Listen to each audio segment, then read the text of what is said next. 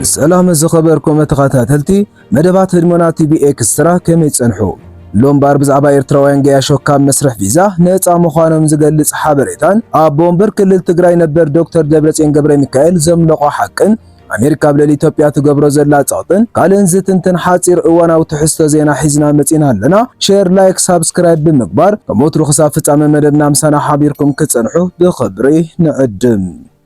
ኤርትራውያን ገያሾ ኬንያ ካብ ሓድሽ መስርሕ ቪዛ ነፃ ምዃኖም ተሓቢሩ ክፍሊ ኢሚግሬሽን ዜግነት ኬንያ ኤርትራ ትርከበን 7 ሃገራት ካብ ተኣፈለ ማጥር ዓመት እዚ ዝታታተው ሓድሽ መስርሕ ቪዛ ነፃ ከም ዝኾና ኣፍሊጡ ኣሎ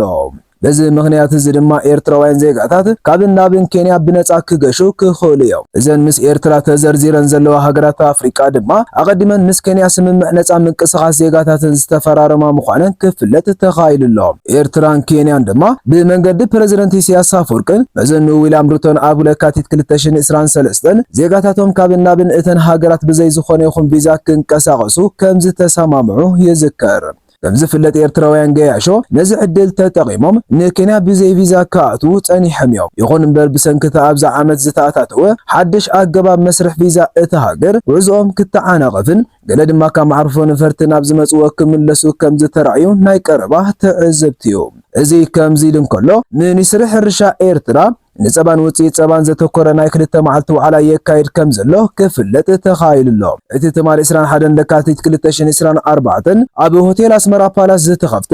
ሚኒስትሪ ሕርሻ ዝተወደበ ዋዕላ ንጸባን ውጽኢት ጸባን ዘተኮረ ካብ ውሽጥን ወጻን ሃገር ዝተፈላለዩ መሻርክቲ ኣካላት ክሳተፍዎ ክኢሎም ኣለው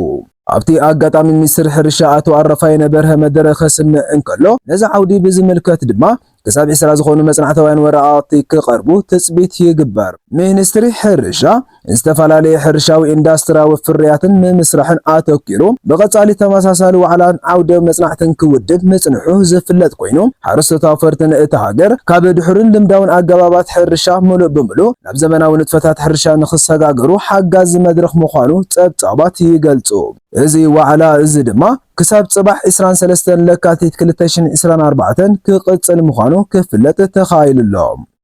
عب منغو مرحت ويانا خبير كفتت مهلاو ناي عداقا مستير كوينو تصنيحيو قلن عب كلتا قجلة قلن دما عب سلستا قجلة تاقامي عمقوا انتبلو إذا حققن ازان قجلة عب كلتا يوم كم حن باشا تاقامي عم بمخنيات زغري عسر تحدي لكاتيت 2024 ኣብ ቦምበር ሕወሓት ነበር ዶክተር ደብረጽዮን ገብረ ሚካኤል ኣመርበብ ሓበሬታ ወይ ንጠንቀና ማዕባበላ ናይ ትምግመማዕ ገሊጽዎ ኣሎ ካብቲ ሕጂ ንብዙሓት ከደንጹ ዝኽእል ግን ንሕወሓት ወኪሎም ኣብ ፕሪቶሪያ ዝኸዱ ጌታቸው ረዳን ሌተናል ጀነራል ጻድቃንን መልእኽቲ ዶክተር ደብረጽዮን ገብረ ሚካኤል ነጺጎም ንመላእ እታ ኣብ ትግራይ ኮይና ትጽበዮም ዝነበረት ኣዝዩ ዘሰንብር ስምምዕ ፈሪሞም ከም ዝመጽኡ ኣቃሊዑ ዘሎም ካብዚ ዝኸፈ ድማ ንሕና ይብል ንሱ ንስምዕ ፕሪቶሪያ ኣይፈረምናየን እቶም ዝፈረሙ እንታይ ይገብሩለው ኣይንፈልጥን ክብል እዩ ነቲ ናይ ሽዑ ዝተገብረ ስምምዕ ተጓቢሉ ኣኸሽሕዎ ዘሎም ሽማግለታት ዝኣተውን ልዕሊ 70 መዓልታት ኣብ መቐለ ዝተኻየደ ኣኼባ እምበር ንመራሕቲ ወያነ ኣብ ንሓድሕዶም ክሳብ ምንቋርዩ ኣብፂሕዎም ወሪሑ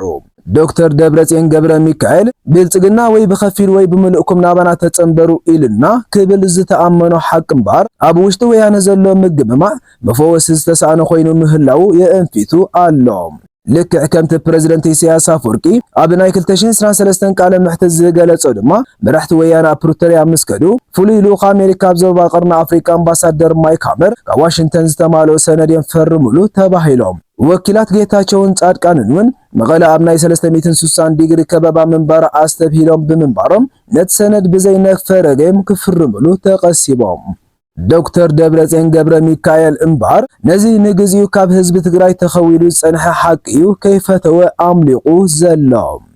እዚ ከምዚ ኢሉ እንከሎ ኣሜሪካ ኣብ መንጎ መንግስትን ዕጡቃትን ፋኖን ልዝብ ከካይድን ንሰራዊት ናጽነት ኦሮሞ ዝተጀመረ ልዝብ ክቕጽልን ንቀዳማይ ሚኒስትር አብ ኣሕመድ ሕቶ መቕረባ ኣፍሊጣ እዚ ዝኸውን ዘሎ ሎሚ ኣብ ሚኒስትሪ ጉዳያት ወፃኢ አሜሪካ ጠረጴዛ ኣፍሪቃ ዘዳልዎ ናይ ማንዛይ ጋዜጣዊ ርክብ እዩ እቲ ጋዜጣዊ መግለጺ ንምትፍናንን ኢትዮጵያን ሶማልን እናባእሰ ዝኸይ ዘሎ ስእነት ምርጋእ ዲሞክራሲያዊት ሪፓብሊክ ኮንጎን ጉዳይ ሱዳንን ዘትዩ ኣሎ ኣብቲ ጋዜጣዊ መግለጽና በአፍሪካ ተጓዒዛ ኣብ ርክብ ኣፍሪካዊ ሕብረት ዝተረኸበት ምክትል ጸሓፊት ጉዳያት ኣፍሪካ ሞይፊ ፍሉይ ልኡኽ ኣሜሪካ ኣብ ጉዳያት ቀርኒ ኣፍሪካ ኣምባሳደር ማይክ ሃመርን ኣምባሳደር ኣሜሪካ ኣብ ሱዳን ጆን ጎንፍሬይን ተረኺቦም መብርሂ ከም ዝሃቡን ካብ ጋዜጠኛታት ንዝቐረበሎም ሕቶታት ከም ዝመለሱን ጸብጻባት ይሕብሩ። ዕብዳን ሰብ ፍሉይ ረብሓ ሃገራት ምዕራብ ኤሮፓዊ ሕብረት ኣብ ርእስትን ፕሬዝደንት ቭላድሚር ፑቲን ቃለ ምሕተት ንምክያድ ኣብ ሞስኮ ዘሎ ኣሜሪካዊ ጋዜጠኛ ፎክስ ኒውስ ነበር ታከር ማዕቀብ ክትገብር ከም እትኽእል ገሊጻ።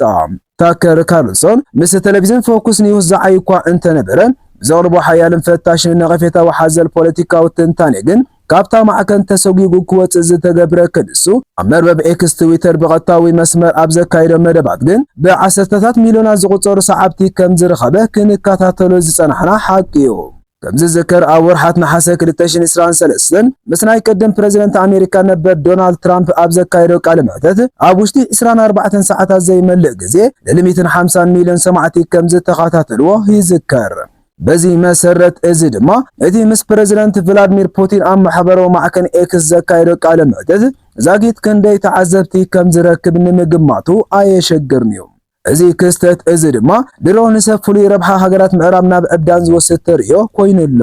በዚ ምኽንያት እዚ ድማ እዩ ኣብ ልዕሊ ዝሓያል ጋዜጠኛ ማዕቀብ ክግበር ዝዳናድኑ ዘለዉ።